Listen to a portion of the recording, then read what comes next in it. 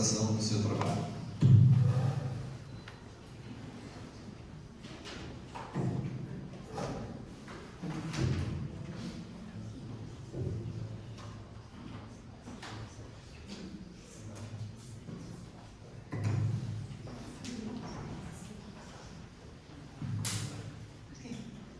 Desculpe que eu estou um pouco emocionada, não estou acostumada a falar em público, mas em todo caso, boa noite a todos.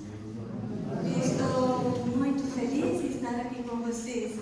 Eu sou filha de Nova Trento, mas eu fui embora aos meus 23 anos, são 30 anos que eu moro no Trentino, então se eu falo alguma palavra que é meio estranha, é o meu português que está bem feinho, eu estou com dificuldade de falar.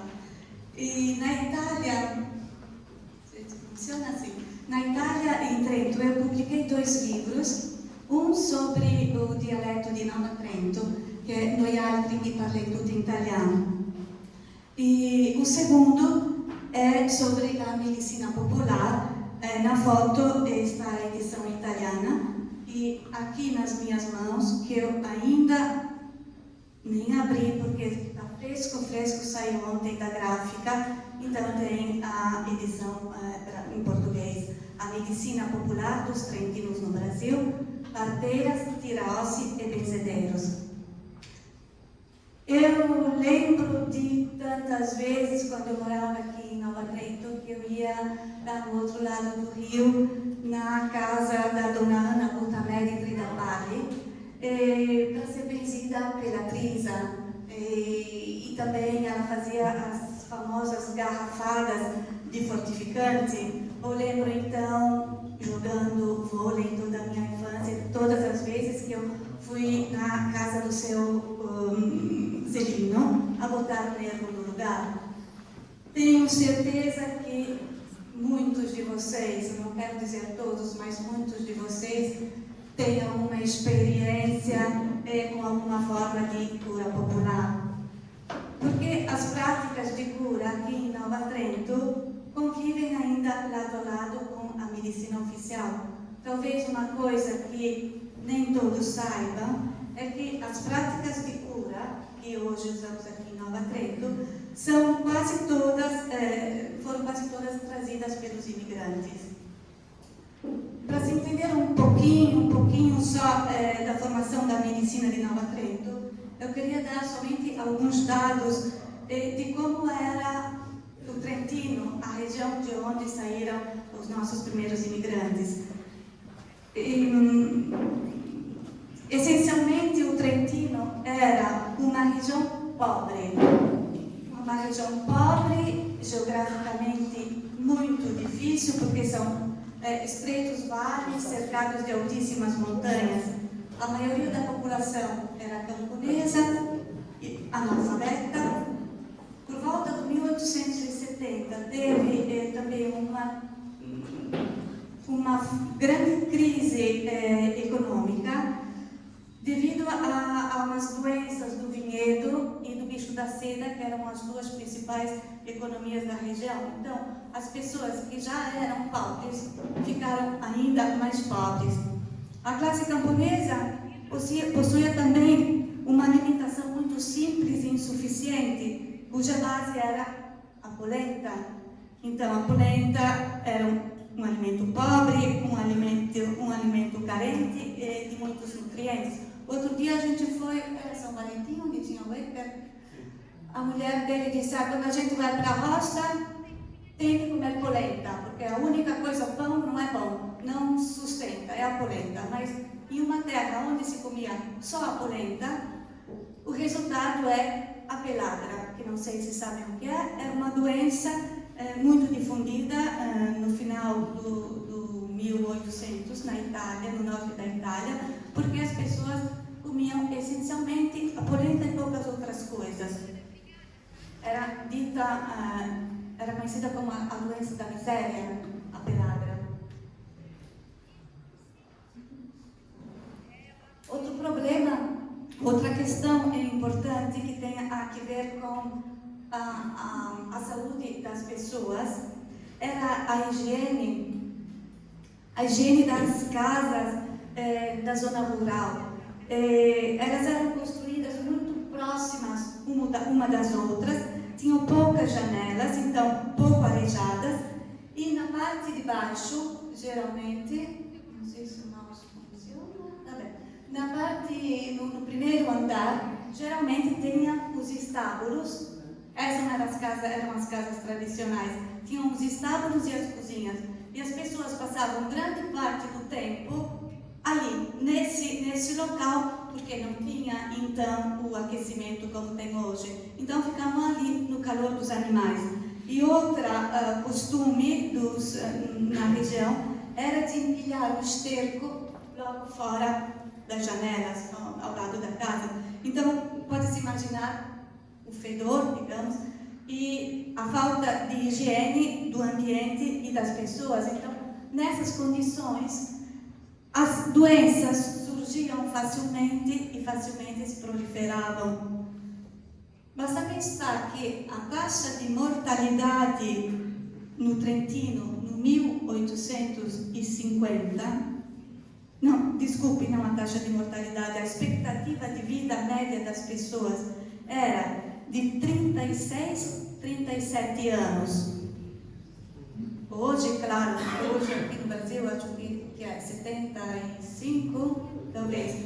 Mas para então, 36, 37 anos era muito baixo, porque nos outros países da Europa era 44 a 46.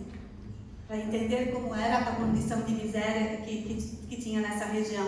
O 23% das crianças que nasciam não chegavam ao primeiro ano de idade. E a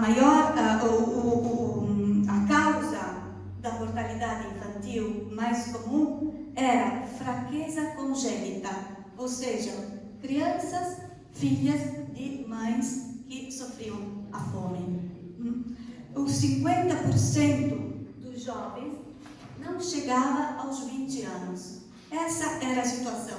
Em meados de 1850, já existia o hospital na cidade de Trento, de alguns séculos anteriores. Só que era ainda um hospital muito pequeno, tinha somente um médico e um enfermeiro. Só que a coisa importante é que o hospital, ao hospital iam somente as pessoas que viviam na cidade. E nessa época, somente 7% da população trentina vivia na cidade. Então, a pergunta é fácil. Como as pessoas da zona rural curavam as doenças?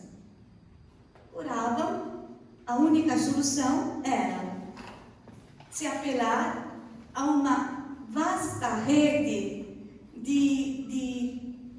vamos chamar de terapeutas populares que provinham da mesma classe social e que há séculos cuidavam da saúde das pessoas e dos animais. Então, quem eram? Eram as comadres que aconselhavam algum remédio, eram as parteiras, eram os tiraossi, eram as strie, quando era uma mulher, ou então os senhori, que eram os que curavam através de benzeduras. Ou eles recorriam a essas figuras, ou então se curavam sozinhos com os remédios que tinham em casa. Digamos que após o 1850, a situação sanitária da Europa começa a mudar, devido, sobretudo, a importantes progressos no campo da medicina. Por exemplo, a simples introdução de regras de higiene, então, o desinfetar os instrumentos e o lavar as mãos, só isso bastou para diminuir de 1/3 a mortalidade materna. Então, 1850 é o que vem chamado o início da medicina moderna. Uma medicina que trouxe também uma mudança geral da mentalidade das pessoas. Então, todas aquelas manifestações populares da medicina começaram a ser consideradas ignorância do povo. ou superstição. E todos aqueles terapeutas que sempre ajudaram as pessoas a curar a saúde, foram acusados de exercício abusivo da ciência médica e foram chamados de charlatães. Tem uma outra coisa, porém, que precisa lembrar, que na época da imigração de massa, se todas essas mudanças, esses progressos estavam ocorrendo na Europa, e também em Trento, porque Trento era um lugar privilegiado, onde moravam os ricos, os nobres, os artesãos, os comerciantes, essas mudanças não chegavam às zonas rurais.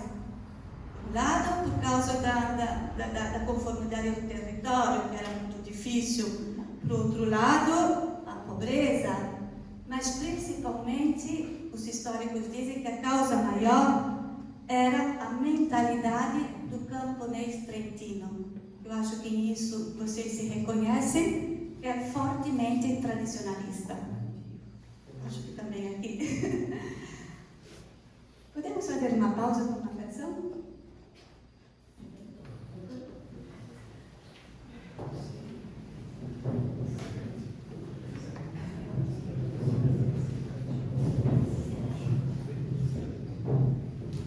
A próxima música do coral é Semente.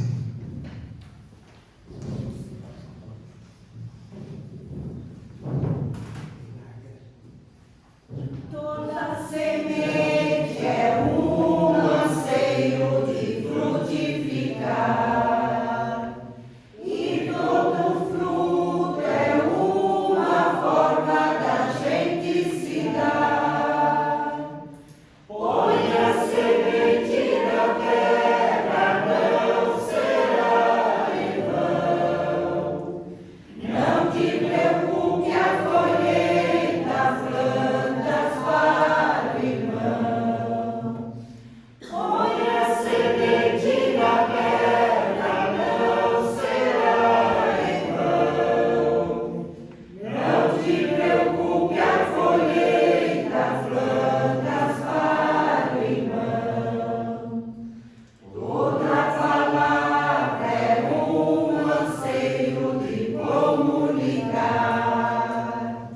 e toda fala é uma forma da gente se dar. Põe a semente na terra, não será em vão. Não te preocupe, a colheita, plantas para o irmão. Põe a semente na terra, não será em vão. Não te preocupe, a colheita, plantas para o irmão. Todo tijolo é um anseio de edificar, e toda obra é uma forma da gente se dar. Põe a semente na terra, não será em vão. Não te preocupe, a colheita, plantas para o irmão. Põe a semente na terra, não será em vão. Não te preocupe, a colheita, plantas para o irmão.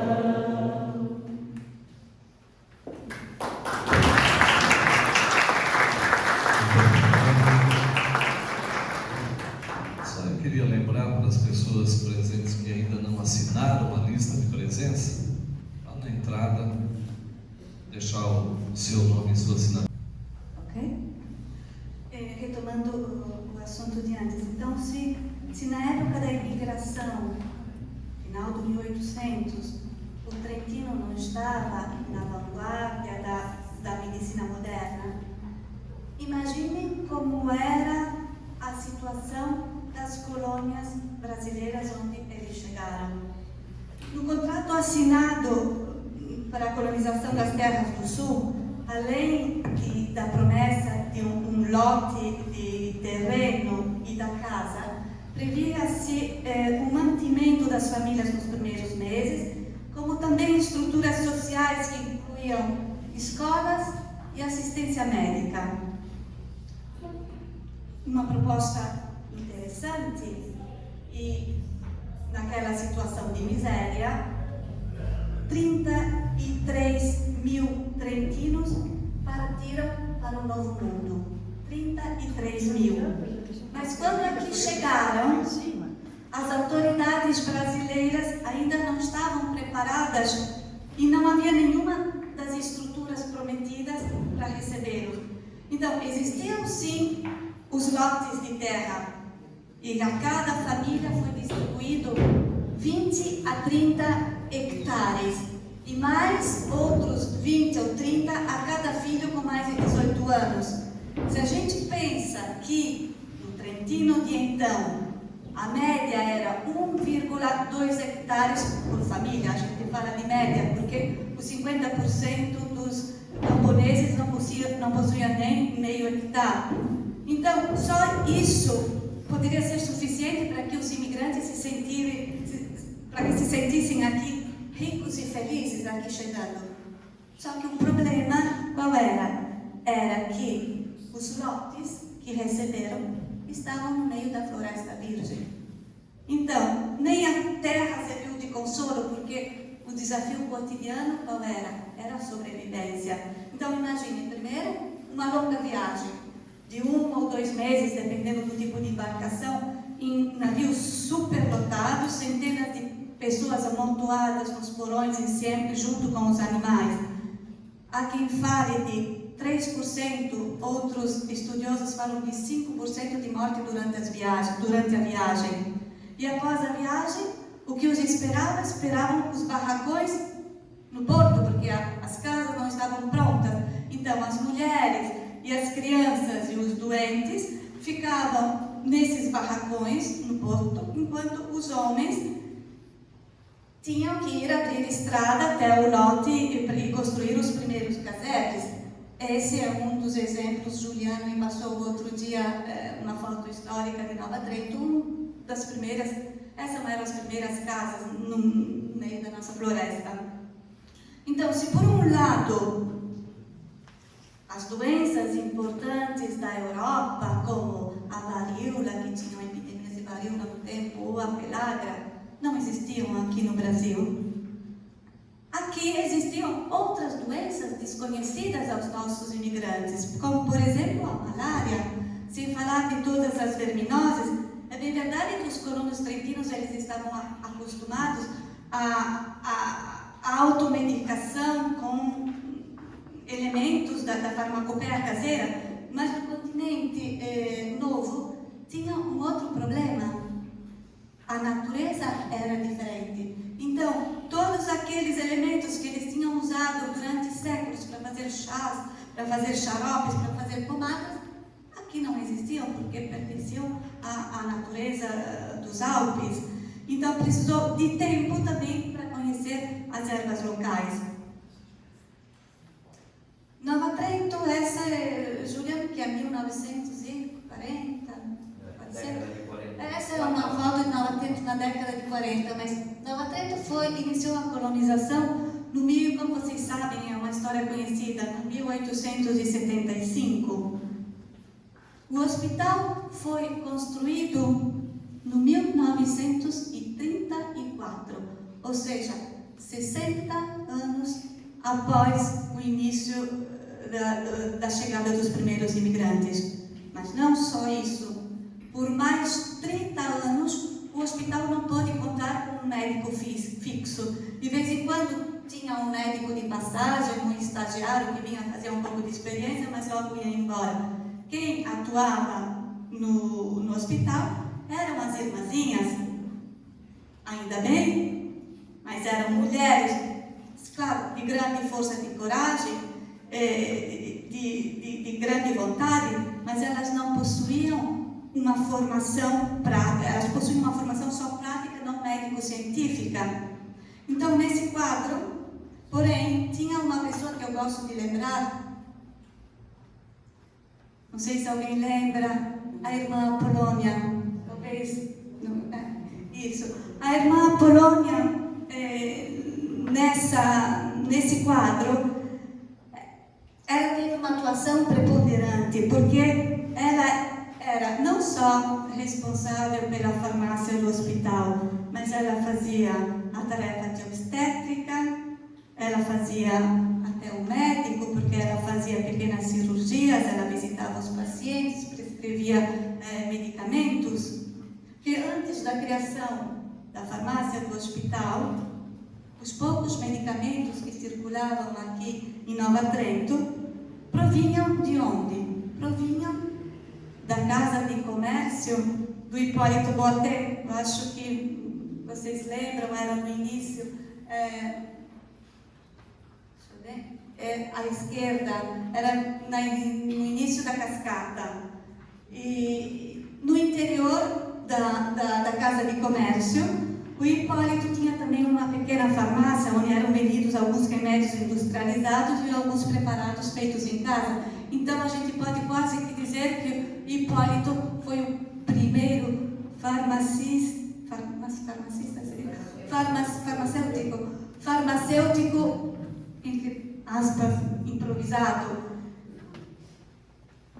Eram 4 anos por causa do Covid que eu não pude voltar a ver a minha família, então eram 4 anos que eu não retornava a Nova Trento. E uma coisa que me surpreendeu bastante foi ver todos esses dentistas que tem pela cidade.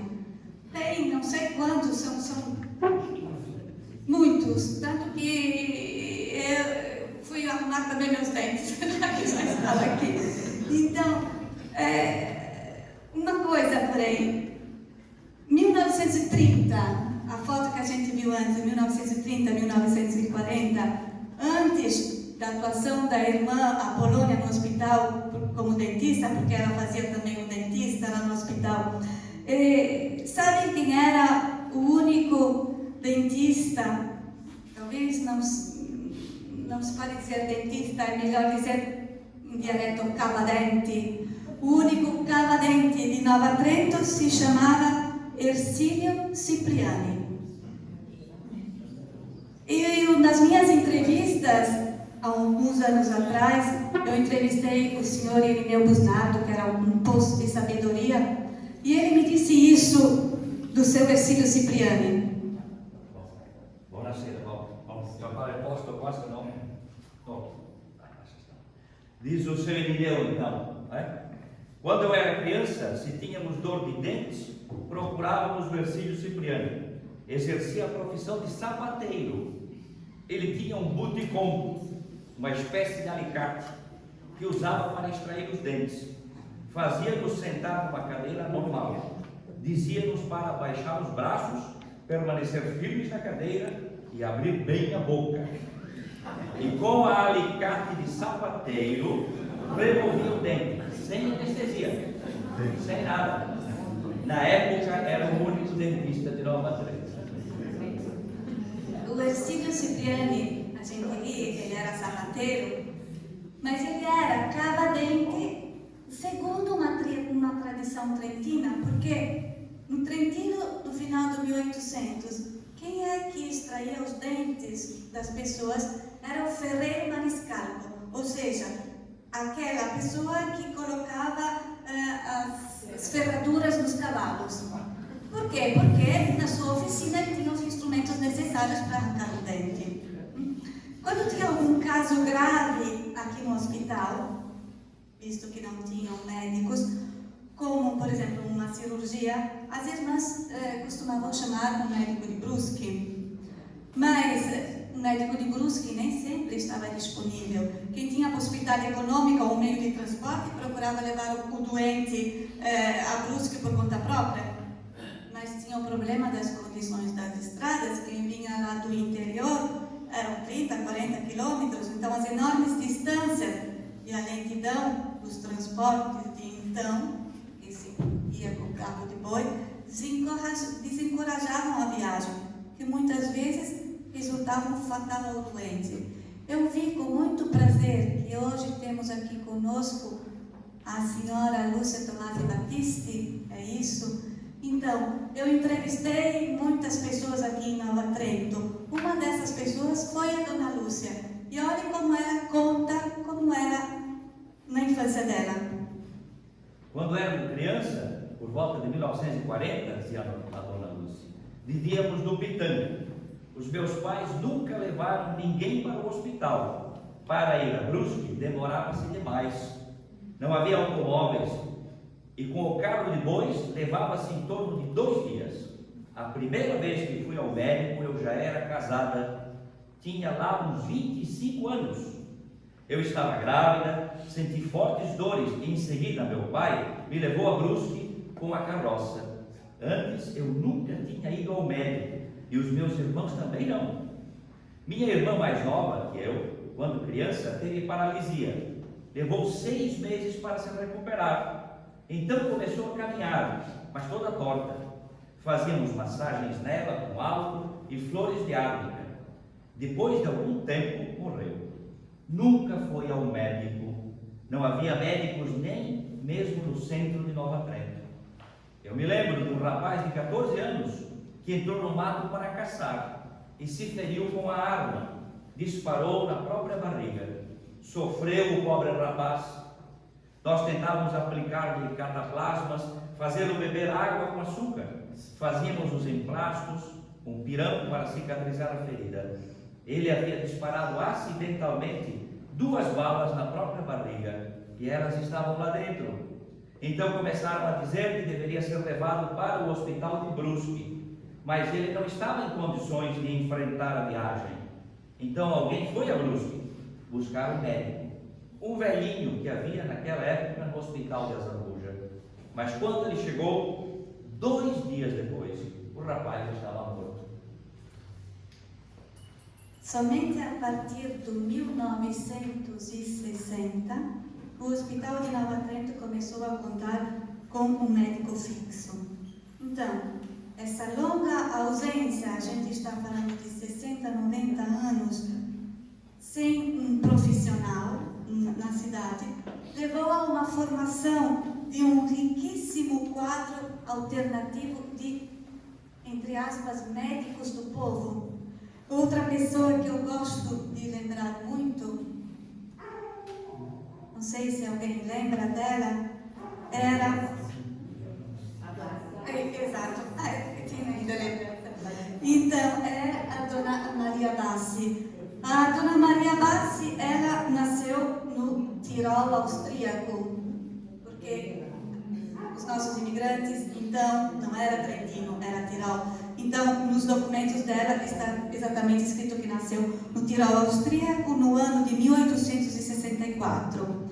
Ela era famosa em Nova Trento e nas localidades vizinhas, vinham muitos para Nova Trento, sobretudo pela cura da verminose, porque a verminose, até mais ou menos o 1950, era a principal causa de morte infantil aqui em Nova Trento. Ela curava com os medicamentos feitos em casa. Ela fazia 2 tipos de cura. Primeiro, ela dava uma pílula feita à base de óleo de rícino para limpar. E depois ela dava uma outra pílula, que era um fortificante, era uma pílula feita com ferro. Ao falecer, no 1947, a sua filha Luisa Lorenzi, que talvez conheçam melhor, ela deu continuidade ao trabalho da mãe. E a neta de Luisa, a dona Rosita, ainda hoje ela conserva a receita dos medicinais feita pela bisavó.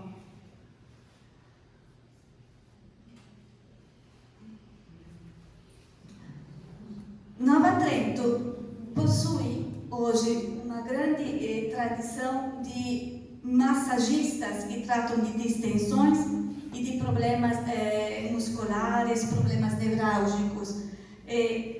Basta ver aqui na foto os 2 irmãos, Salvador e Adelina, que herdaram do pai deles, que é Inácio Culini, que todos devem lembrar. Acho que tenho também... aqui está, Inácio Culini, à esquerda, com a esposa Maria Sartori, se não me engano. Então, hoje, esses terapeutas, como Salvador e Adelina, eles se limitam ao trabalho mecânico de manipulação e de massagem. Mas, no passado, o que no dialeto vem chamado os tiraossi, que encontramos no título do livro, os tiraossi, eles se ocupavam também de osso quebrado.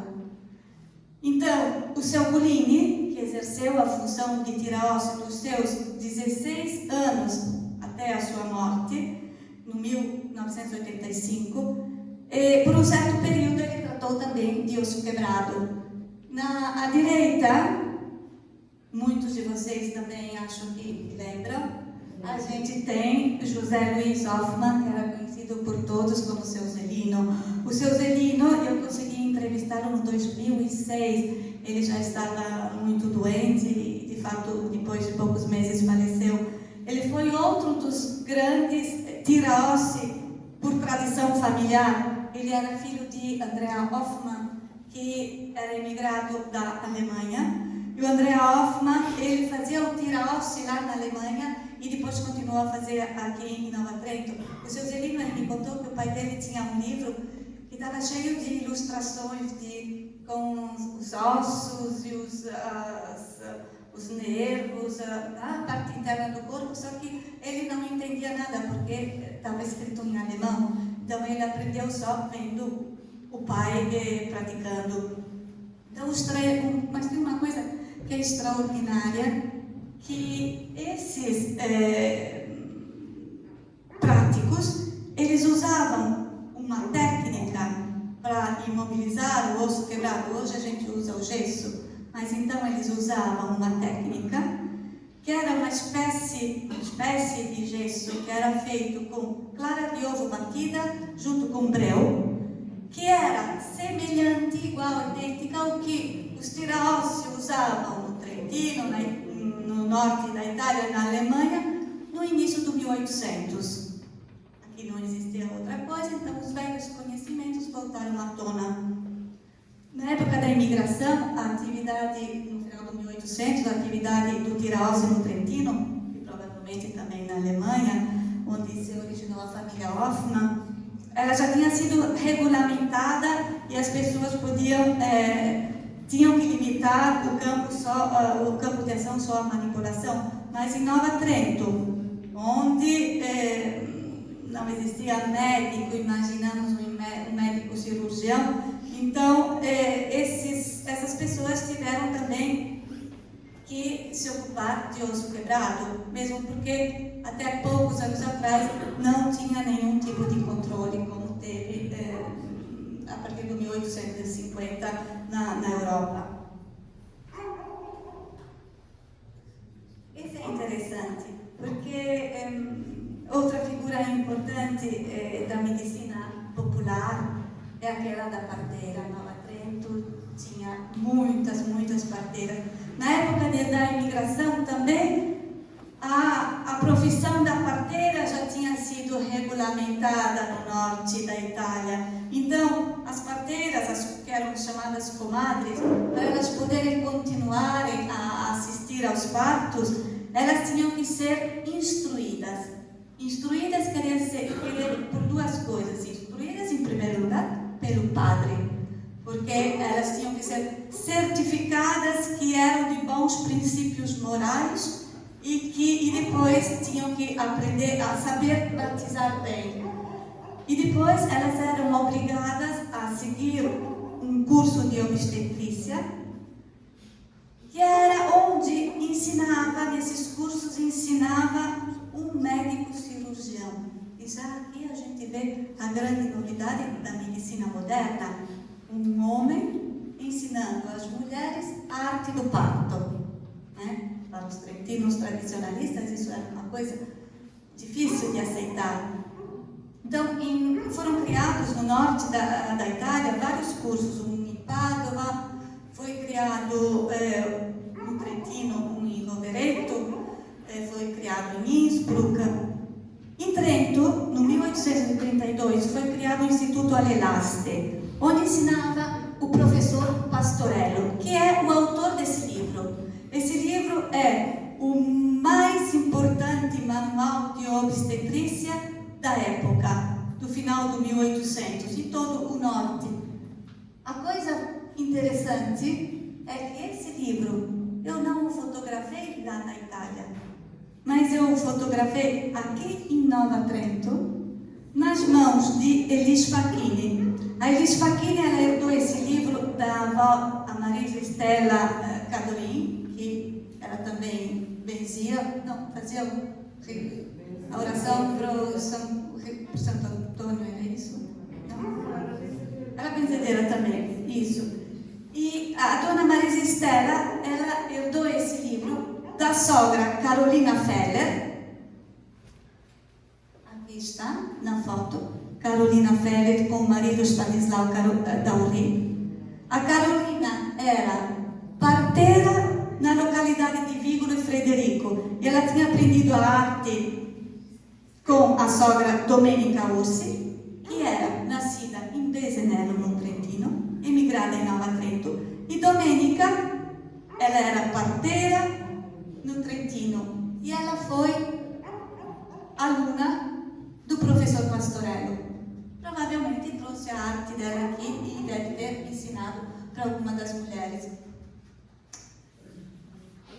Hoje, a arte das parteiras não existe mais aqui em Nova Trento. No 1968 foi aberta a primeira sala parto do hospital de Nova Trento. Aqui na foto nós temos a inauguração do posto de saúde do Agouti, que era também, dá para ler, hospital maternidade. Era um ponto de maternidade para o referimento para o interior. E ali trabalhava Lourdes Foitena, que ela trabalhou também ali como obstetra, onde assistia aos partos nessa maca, estreita e dura e à luz de velas. A diferença do que aconteceu no norte da Itália e com as colônias é que aqui nunca foi exigido um tipo de instrução às parteiras, nem por parte dos padres. Também elas, se fosse necessário, elas batizavam, mas não tinham que ser instruídas. E nem tiveram que frequentar escolas. Então, as tradicionais parteiras, elas continuaram a exercer pelo resto da vida delas, até a morte. A arte das parteiras, como falei, já desapareceu. Hoje todo mundo nasce no hospital, mas não desapareceu. A lembrança de todos aqueles cuidados que a parteira tinha com o recém-nascido, que eram cuidados, de um lado, de origem mágica, por exemplo, o deixar sempre uma lamparina acesa no quarto enquanto a criança estava dormindo antes de ser batizada, e uma vez eram 40 dias. Do outro lado, os cuidados de caráter prático. Juliano quer ler um pedacinho de uma das entrevistas. Allora, quando il popolo nasceva, la partera lo ciapea, lo lavea, lo cambia. Dopo l'aria fuori e la ciapea la chiccherota del caffè e la ghedea zo do cucciarette di caffè. Dopo la lo metteva a ciucciare. E lo faceva subito, appena nato. Stiani i costumia fasciare de quassù in zo in fondo ai peiti.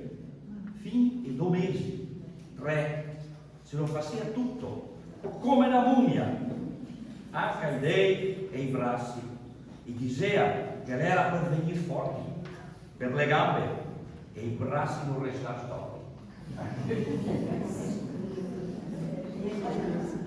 Outra categoria tradicional da medicina popular, e que hoje ainda existe aqui em Nova Trento, lado a lado a medicina medicina oficial era dos benzedeiros e das benzedeiras.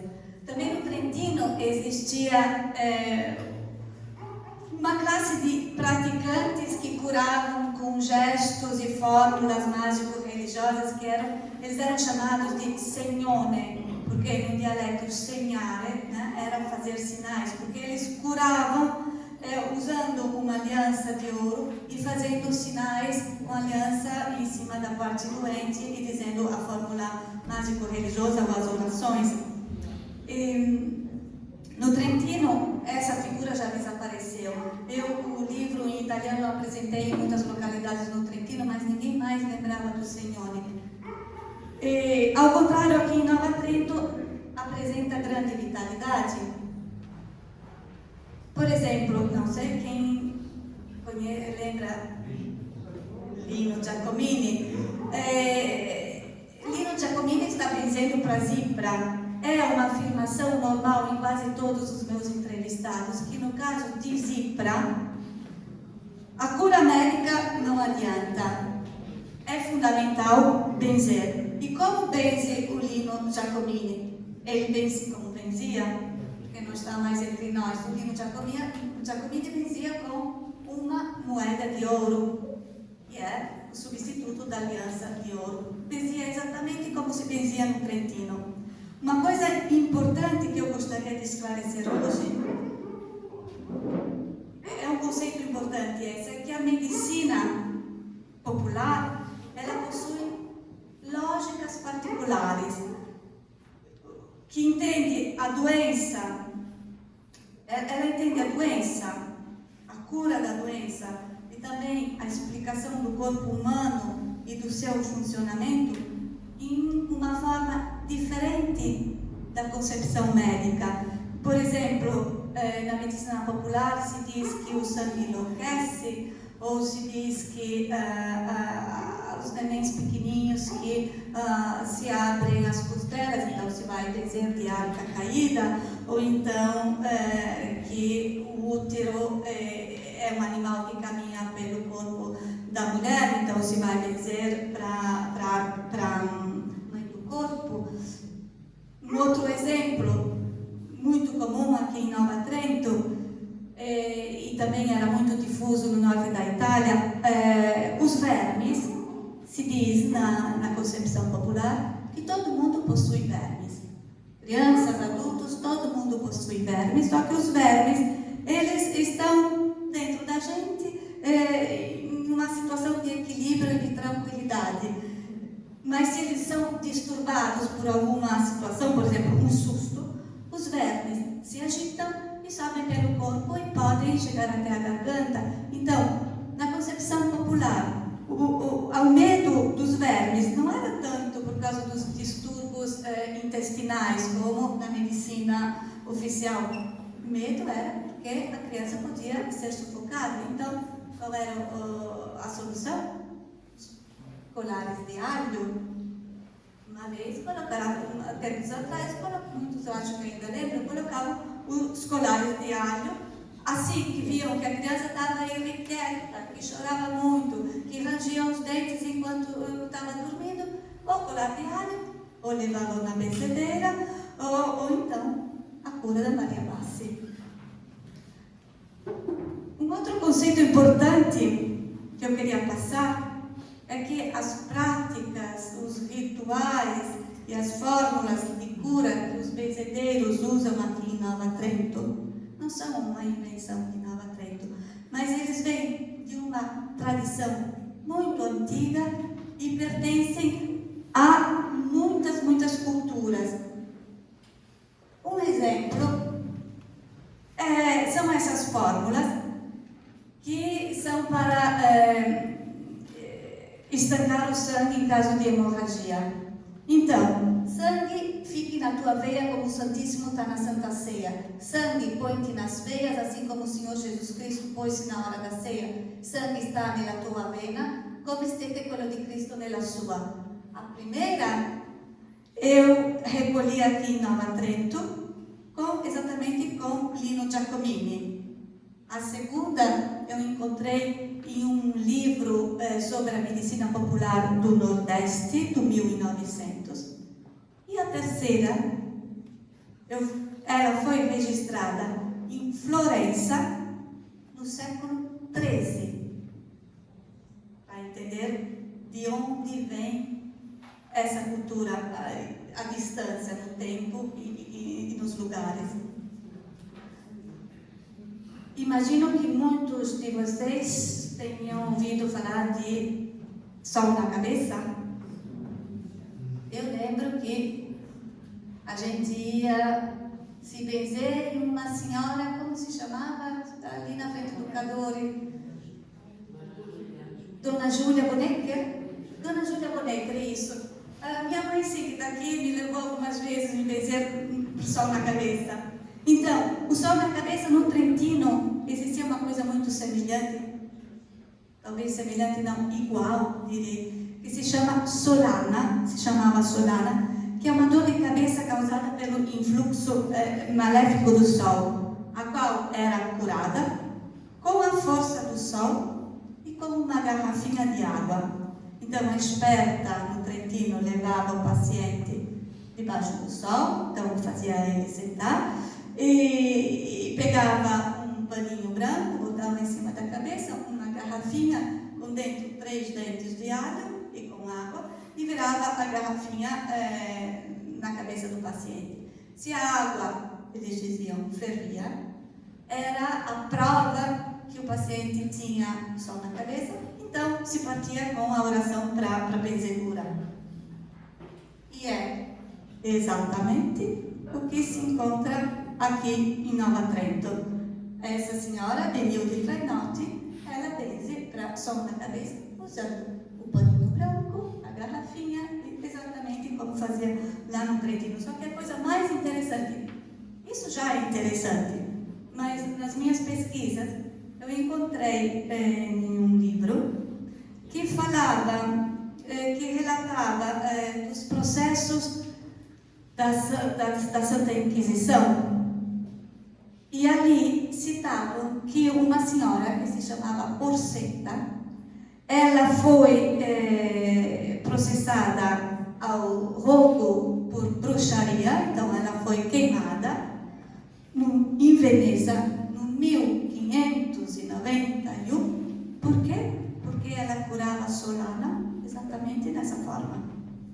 Bruxas, 1590, Veneza. Estamos em Nova Trento. Um outro aspecto interessante que eu gostaria de falar é que a mistura, nas benzeduras, a mistura de elementos religiosos com elementos mágicos. É impossível separar um do outro. Os benzedeiros usam o sinal da cruz, fazer o sinal da cruz, usam às vezes o crucifixo durante as bênçãos, usam a água benta benzida pelo padre, eles se dirigem a Deus, a Nossa Senhora, a algum santo taumaturgo, eles rezam as orações da tradição católica. O mesmo fato que os benzedeiros dizem que é fundamental ter fé, e são todos católicos. Por outro lado, eles usam também elementos mágicos que pertencem à esfera mágica, como por exemplo o traçar círculos. Então, na benzedura da Zipra e no cobreiro, eles traçam os círculos com aliança. Por quê? Porque o círculo ele possui o significado de proteção. Ou então, o número mais usado, o número mágico por excelência, qual é? É o número 3. Então, nas benzeduras, se usa sempre o 3, ou então 3 dentes de alho, vocês podem ver. Ou se usam, as orações tem que dizer 3 vezes, ou se benzem 3 dias seguidos. Então, é sempre o 3 ou um múltiplo de 3. Uma outra coisa, porque o 3 é mágico, porque é o número da Trindade, né? Ou então a cor branca, o paninho tem que ser sempre branco, a linha que usam tem que ser sempre branco, porque o branco é símbolo de pureza. E as benzeduras, além dos símbolos mágicos, usam também alguns princípios universais da magia. Vou passar aqui. A gente está vendo aqui somente as mãos, mas as primeiras mãos são de Medilde Trainotti e a direita de Terezinha Trainotti. Então, carne rasgada, não sei se já ouviram falar. Então, carne rasgada, a dona Benilde, para curar a carne rasgada, ela usa um paninho branco, uma agulha com fio branco, e ela, enquanto faz as orações e diz a fórmula mágica, não lembro bem, é o ticoso, carne quebrada, nervo torto, etc., ela vai costurando. Por quê? Porque pelo princípio da analogia, é como se costurasse a carne quebrada. Ao lado temos Terezinha Trainotti, que ela está benzendo para cobreiro. O cobreiro, o que é? O cobreiro, popularmente se diz que é causado por uma cobra ou por algum outro animal que caminha. Então, a benzedura em que consiste? Consiste em cortar 9 folhas, então estamos 9, que é o múltiplo do 3, em cortar 9 folhas sobre a parte doente, enquanto que se diz as palavras mágicas. E por que cortam as folhas? Porque pelo mesmo princípio da analogia, cortando as folhas é como se cortassem as pernas do cobreiro, assim ele não sobe e vai em outras partes do corpo, né? Claro, os nossos benzedeiros fazem tudo isso em forma não consciente, mas tem todo um fundamento das fórmulas e dos ritos que eles usam que vem de muito longe. O que dizer então, por exemplo, de um outro princípio mágico, que é aquele... Deixa eu ver se é aqui... Não, tem uma outra coisa, tinha esquecido. Tem um outro princípio mágico, que é o do similia similibus curantur, em latim, e quer dizer que o semelhante cura o semelhante. Então, essa senhora, desculpem, mas eu tenho uma foto aqui, mas... Luísa. Não, isso... Luísa Secato. Luísa Secato, ela está benzendo para hemorragia com uma faca. Por que com uma faca? Porque, segundo esse princípio do similia similibus curantur, a faca que poderia ser a causa da hemorragia é a faca que vai curar. Né? Um outro princípio importante da magia é aquele do... ainda não? Da transplantatio morbi, ou seja, do transferimento de uma doença, que é o que se usa, por exemplo, aqui em Nova Trento e na tradição secular de outros países, para bênção, para as verrugas.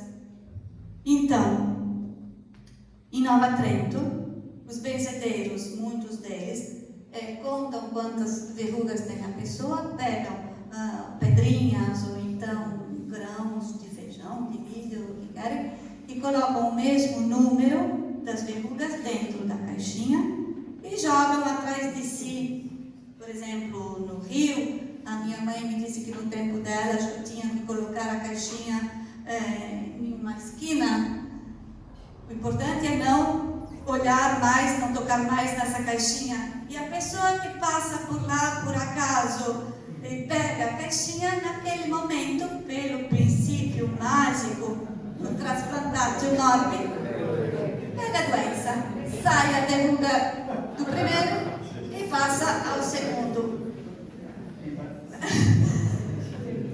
A coisa interessante é que esse mesmo procedimento, nos meus estudos, eu encontrei o idêntico procedimento documentado por Marcelo de Bordeaux, na França, no século IV. Século IV, Nova Trento, 2020.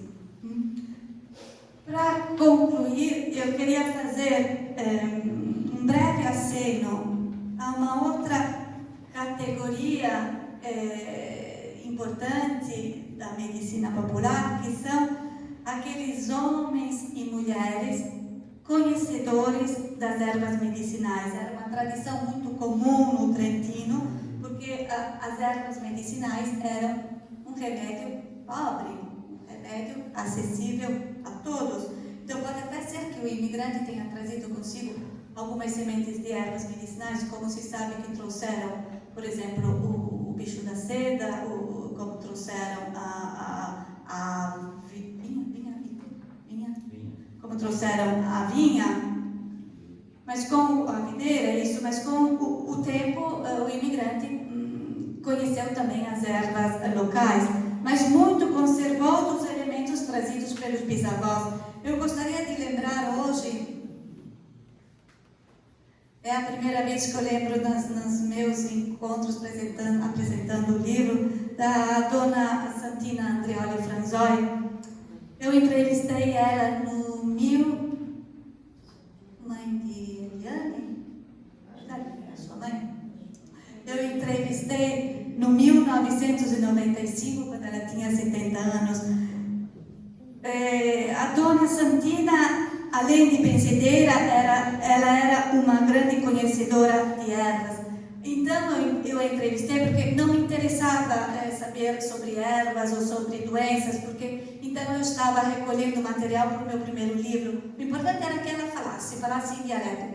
E ela escolheu falar de doença e de cura, porque era uma coisa que ela conhecia muito bem. E ela me mostrou também no seu caderno. Aqui a gente vê uma página com uma de suas receitas, e onde se vê que além do uso das ervas e de outros elementos, tem uma série de cuidados, como por exemplo, não ganhar susto, andar devagar, não pôr sal no arroz, tem vários cuidados, porque a medicina popular, ela não enxerga só a doença e basta, ela enxerga o corpo em todas as suas esferas. E outra grande conhecedora, especialista de ervas, que deu a capa ao meu livro, é a dona Glorinha Bonecker Quaiato. Não sei se tem aqui algum parente da dona Quaiato.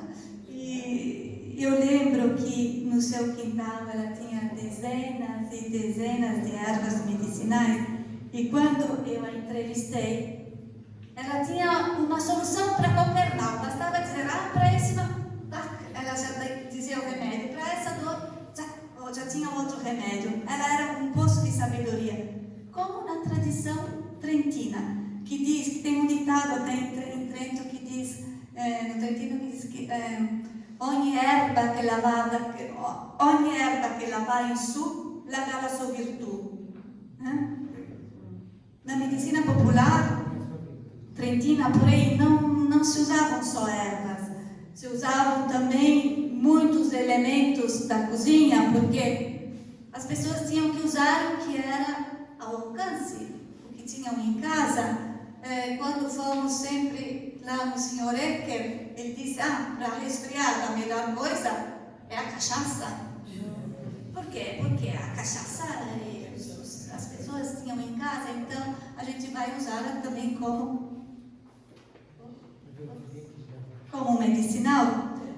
Mas os nossos antepassados não usavam só chás, não usavam só ervas, não usavam só elementos da cozinha.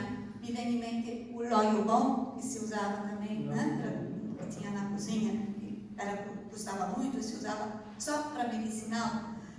Mas se usava também muitos elementos de proveniência humana, ou então elementos de origem animal e até mineral.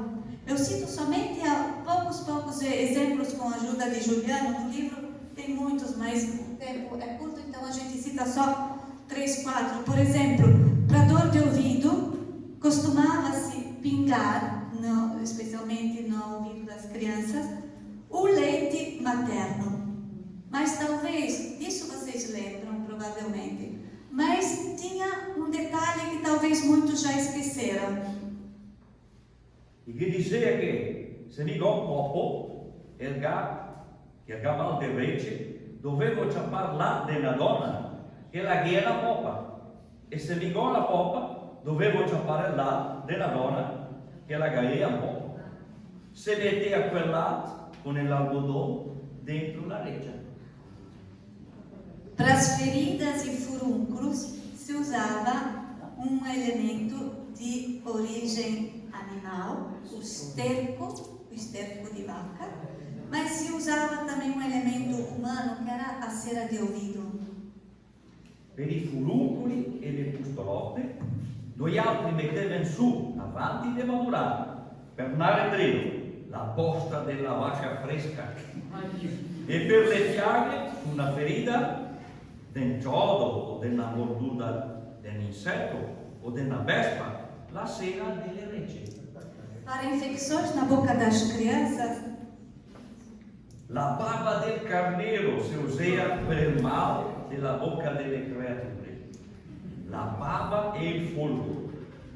Se fea cosita, se deitea il carneiro, se ghettea la testa e se metteva la creatura bene all'entro la bocca del carneiro.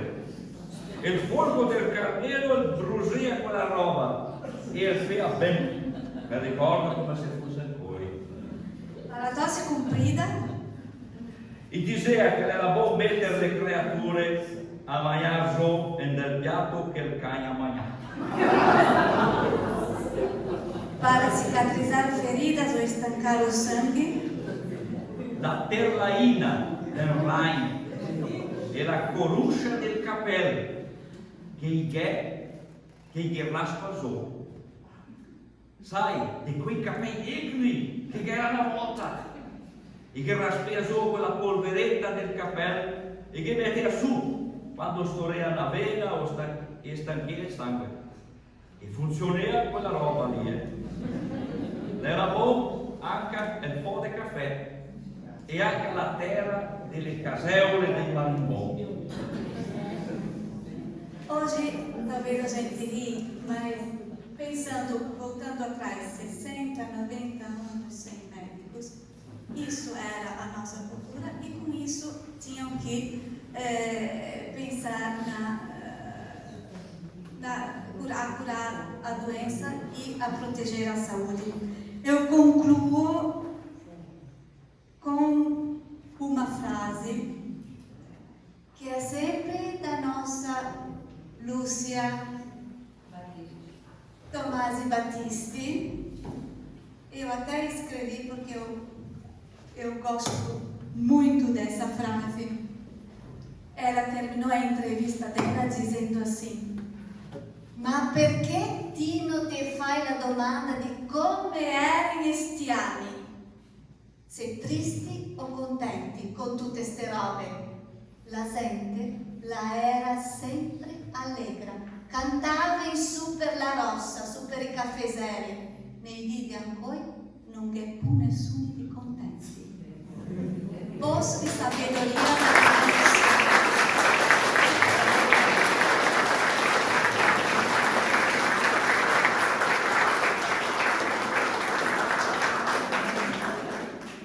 Eu agradeço as pessoas e as entidades que batalharam para a edição deste livro. Entre eles, eu quero agradecer à Academia de Letras, em particular modo ao trabalho de Maria do Carmo Tridapali, que batalhou para a tradução desse livro. E agradeço muito, muito a Associação Beneficente Pezenero, na figura do presidente Orivan Morsi, que trabalhou nos últimos 2 anos para conseguir a publicação. Agradeço todos os entrevistados de Nova Trento. Tem uma lista no final do livro de todas as pessoas que eu entrevistei. Muitos deles já partiram, então meu afeto especial vai para eles, porque com essas valiosas informações foi possível construir mais esse pedaço da nossa história, porque o livro tem muita pesquisa nos livros, mas é feito com muito de história oral, história que recolhi na memória das pessoas mais idosas. E obrigada por vocês todos por terem tido a paciência de me ouvir. Então, se me permitem, eu queria fazer, já que estou aqui, uma homenagem à Dona Lúcia, se pode vir, eu vou querer entregar um livro para ela, visto que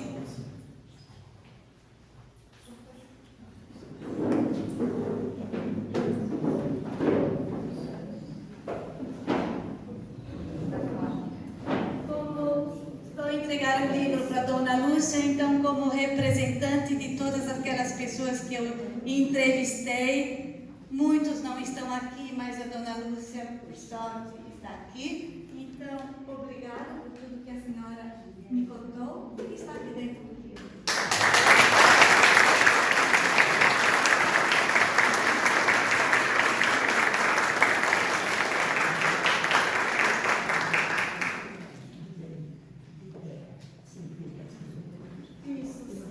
Está já me dando outra entrevista, 50 quilômetros que ela tinha que fazer para ir até o médico e voltar a pé. Queria fazer uma outra homenagem, desculpem, mas essa é um pouco familiar. Eu queria entregar esse livro, quase me chamou a emoção. A pessoa a quem eu dediquei a tradução brasileira.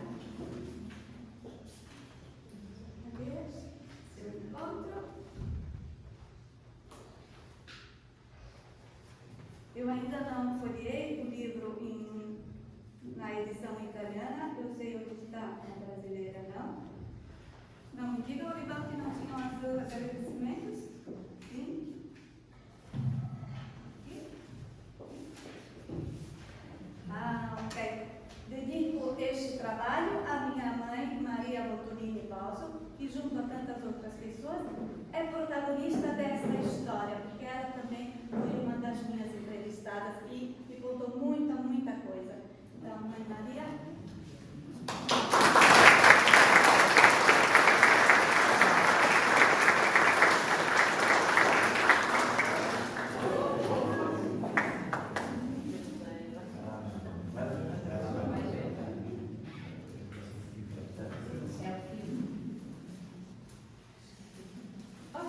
É um momento de emoção, desculpe. Aqui? Então, ok, minha filha? Assim.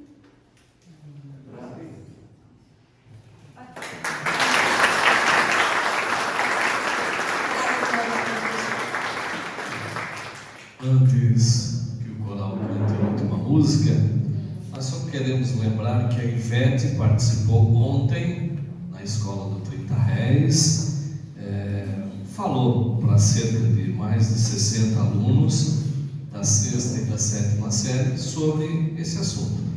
O encontro foi articulado pelo Carlos e agradecemos aí em público a direção da escola. E na sexta-feira vai falar no Colégio Estadual, também articulado pelo Carlos Luiz, e também já antecipadamente agradecemos a direção da escola pelo espaço. Acho que é cultura, ok? Agora, no final, os livros, no canto da sala, os livros estão à venda.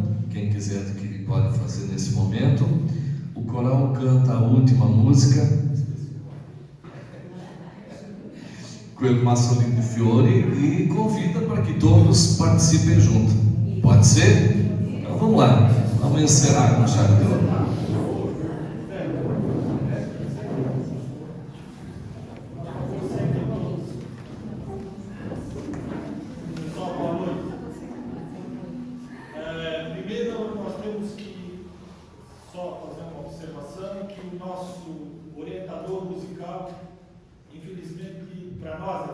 Infelizmente, ele foi cumprir o direito dele, foi fazer uma viagem que já estava agendada e não podia ser desmarcada a viagem. Que ele tenha um bom passeio, que descanse e volte cheio de energia para nos continuar orientando. Segundo, vocês estão vendo aqui todas essas senhoras de 19 e 20 anos. Tá? E mais os amigos aqui atrás, meio escondidos aqui, os homens aqui também. E dizer para vocês que foram essas mulheres que lutaram sobre entusiasmo da DET, como é costume dizer Nova Trento, a DET do Arthur, se diz em Nova Trento assim, e outras tantas aqui, mas enfim, o conjunto dessas senhoras e senhoritas que que se entusiasmaram com a retomada do coral São Virgílio, que tinha sido realmente destituído, digamos assim. Eu, por exemplo, estou aqui embalado no exemplo delas. Eu disse, não, eu vou dar minha contribuição, vou lá aprender a cantar também. Estamos aprendendo a fazer a segunda voz, né? Estamos aprendendo a fazer a segunda voz. Então eu gostaria que, se vocês pudessem fazer, em nome do coral, queremos parabenizar a autora e a belíssima explanação desse trabalho para nós, e dizer para você, presidente da Associação Brasileira do Limão, eu sou testemunha, tem uma culpada aqui nisso tudo, né, no meio de nós, né? Nem vou dizer, mas uma senhora culpada por isso. Mas dizer da alegria que foi no momento que o grupo recebeu a notícia que ele iria receber esse bonito traje para poder se apresentar, principalmente nas missões religiosas da nossa paróquia São Virgílio. Então, em nome do grupo, em nome do Coral São Virgílio, a nossa eterna gratidão, nosso muito obrigado à associação por esse gesto tão bonito, um gesto de espontaneidade, um gesto de amigo, um gesto de, como você disse bem no início, um gesto de respeito à cultura e à vontade do povo de Deus. E como nós estamos num período de comemorativo do município, do seu aniversário, então a gente resolveu, em conjunto, cantar um Maçoninho de Fiore, dentro daquele nosso estilo normal, conhecido, popular, e por isso a gente pede que vocês, junto conosco, cantem essa mensagem, essa cantiga tão antiga que os nossos antepassados trouxeram lá da Itália. Então, iniciamos com a canção, todo mundo de pé, vamos cantar dentro do nosso livro tradicional. Começamos cantando. Está o livro, tá?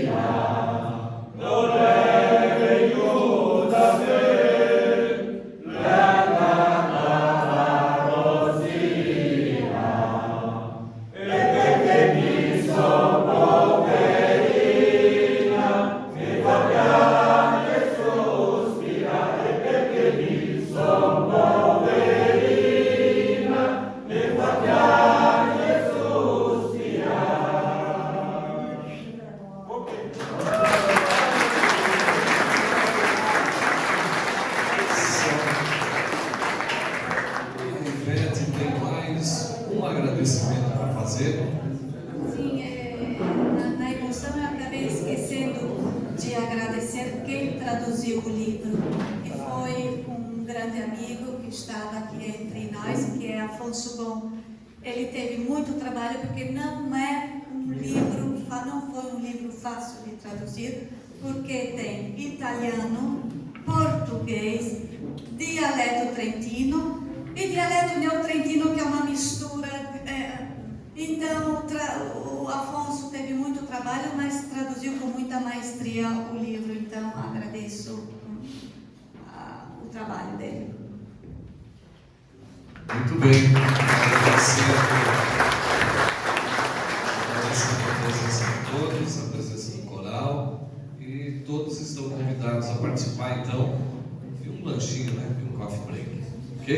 Muito obrigado, fiquem à vontade.